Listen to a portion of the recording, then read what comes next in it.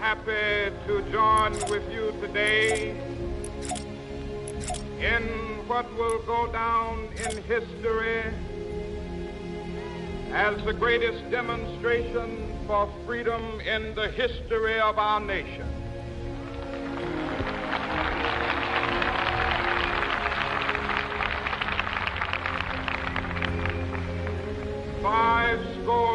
Years ago, a great American in whose symbolic shadow we stand today signed the Emancipation Proclamation.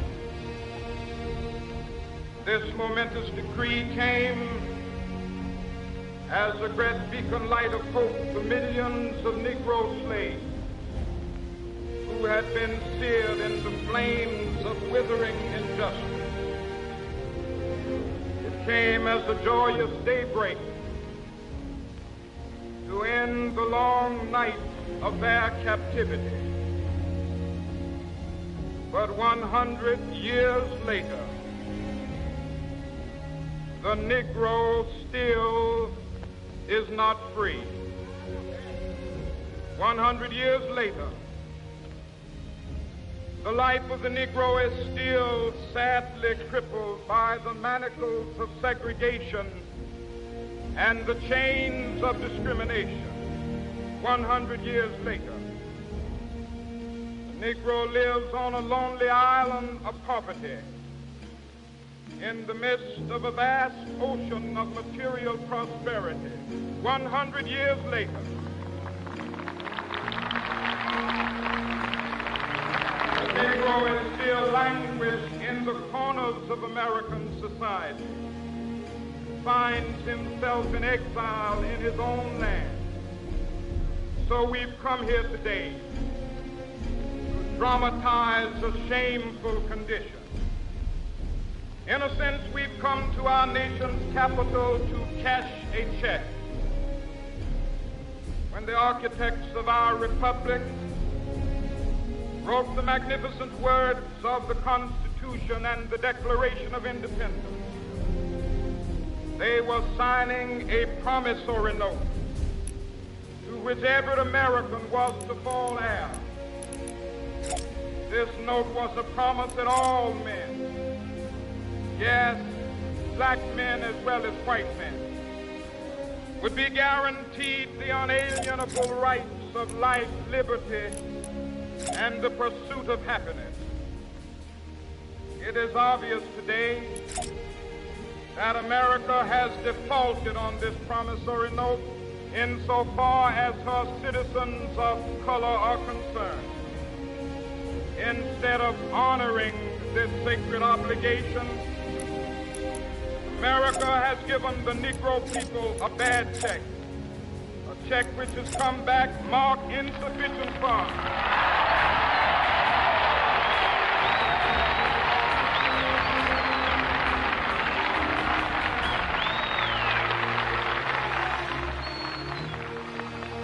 But we refuse to believe that the Bank of Justice is bankrupt. We refuse to believe that there are insufficient funds in the great vaults of opportunity of this nation. So we've come to cash this check, a check that will give us upon demand the riches of freedom and the security of justice.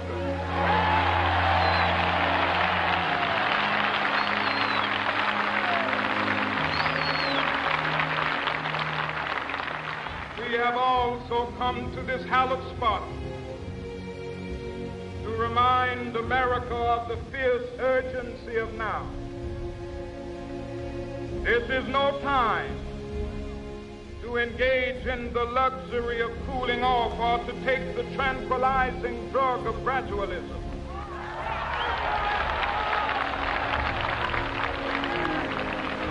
Now is the time to make real the promises of democracy. Now is the time to rise from the dark and desolate valley of segregation to the sunlit path of racial justice. Now is the time to lift our nation from the quicksands of racial injustice to the solid rock of brotherhood. Now is the time. Make justice a reality for all of God's children. It would be fatal for the nation to overlook the urgency of the moment. This sweltering summit of the Negro's legitimate discontent will not pass until there is an invigorating autumn of freedom and equality. 1963 is not an end, but a beginning. Those who hope that the Negro needed to blow off steam and will now be content will have a rude awakening if the nation returns to business as usual.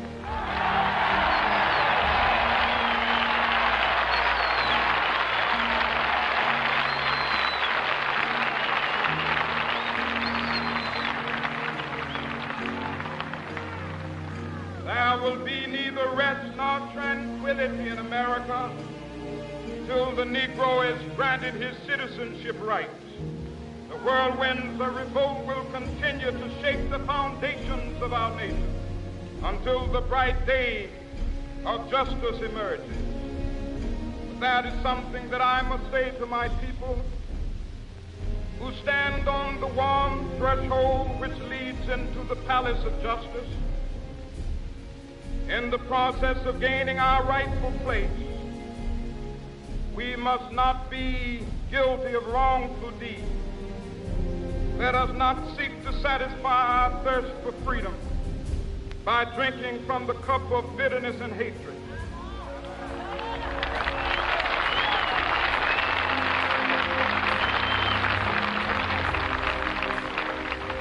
We must forever conduct our struggle on the high plane of dignity and discipline. We must not allow our creative protests to degenerate into physical violence. Again and again, we must rise to the majestic heights of meeting physical force with soul force. The marvelous new militancy which has engulfed the Negro community must not lead us to a distrust of all white people. For many of our white brothers, as evidenced by their presence here today, have come to realize that their destiny is tied up with our destiny.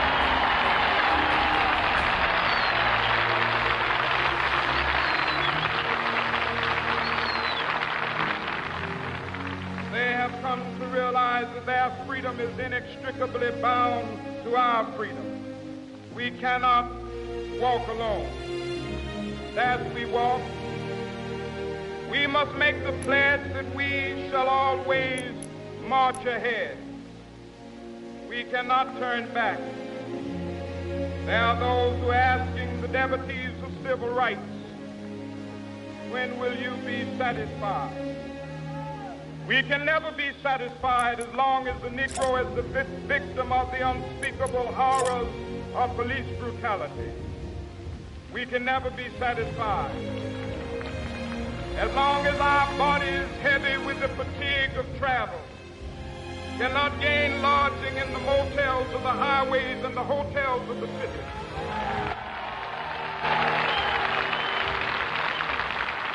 We cannot be satisfied as long as the Negro's basic mobility is from a smaller ghetto to a larger one. We can never be satisfied as long as our children are stripped of their selfhood and robbed of their dignity by signs stating for whites only.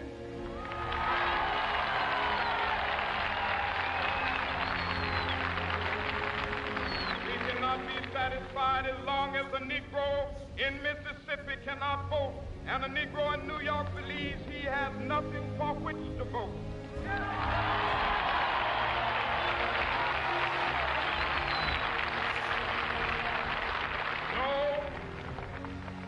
No, we are not satisfied, and we will not be satisfied until justice rolls down like waters and righteousness like a mighty stream.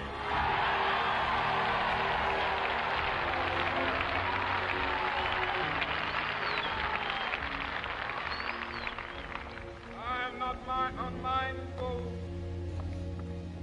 Some of you have come here out of great trials and tribulations. Some of you have come fresh from narrow jail cells.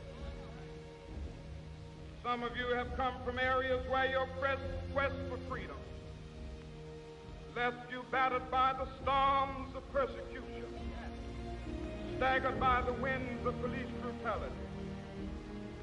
You have been the veterans of creative suffering.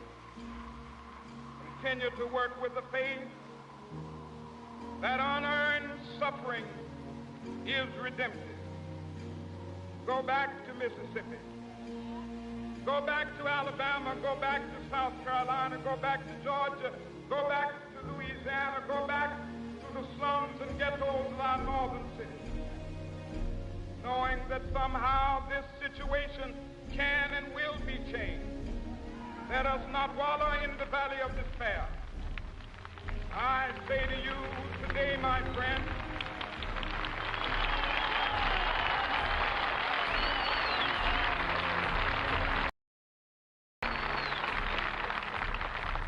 so even though we face the difficulties of today and tomorrow, I still have a dream. It is a dream deeply rooted in the American dream. I have a dream that one day this nation will rise up, live out the true meaning of its creed. We hold these truths to be self-evident, that all men are created equal.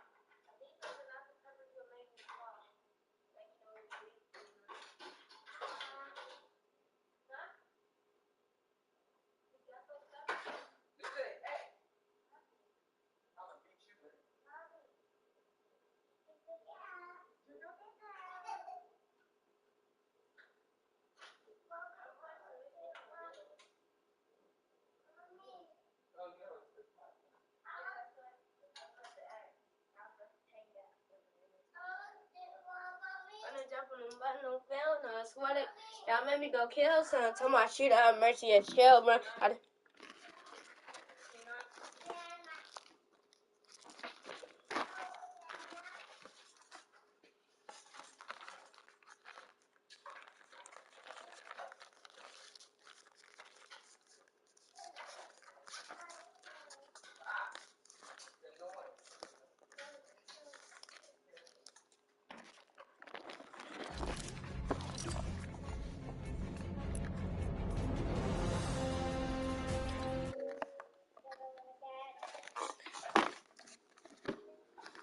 Right, that's the end of the live stream, guys.